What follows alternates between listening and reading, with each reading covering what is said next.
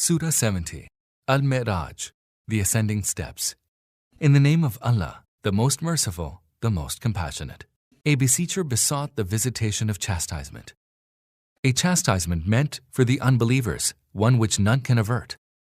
A chastisement from Allah, the Lord of the Ascending Steps, by which the angels and the Spirit ascend to Him in one day, the duration of which is 50,000 years. So, O Prophet, persevere with gracious perseverance. Verily, they think that the chastisement is far off, while we think that it is near at hand. It shall befall on a day whereon the sky will become like molten brass, and the mountains will become like dyed tufts of wool, and no bosom friend will inquire about any of his bosom friends. Although they shall be within sight of one another, the guilty one would fain ransom himself from the torment of that day by offering his children, and his spouse and his brother, and his kinsfolk who had stood by him, and all persons of the earth, if only he could thus save himself. By no means, it will be the fierce flame that will strip off the scalp.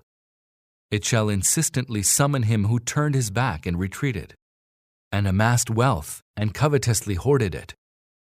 Verily, man is impatient by nature, bewailing when evil befalls him, and tight-fisted when good fortune visits him, except those that pray, and are constant in their prayer, and those in whose wealth there is a known right, for those that ask and those that are dispossessed, those who firmly believe in the day of recompense, and fear the chastisement of their Lord. Surely, the chastisement of their Lord is a thing none can feel secure from. And those who guard their private parts, except in regard to their spouses, and those whom their right hands possess, for in regard to them they are not reproachable. But any who seeks to go beyond that, it is indeed they who are the transgressors. And those who fulfill their trusts and their covenants, and those who are upright in their testimonies, and who take due care of their prayer, all these shall live honorably in the gardens. But what is the matter with the unbelievers who are hurrying towards you, in crowds both on the right and on the left? Does every one of them wish to enter the garden of bliss? By no means. They know that which we have created them from.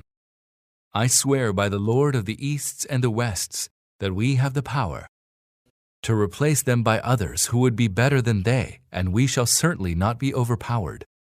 So leave them to engage in vain talk and to amuse themselves until they come face to face with the day which they are promised, the day on which they will hastily come forth from their graves, as though they were hurrying on to the altars of their deities. Their eyes will be downcast and disgrace will overwhelm them. Such is the day that they were promised.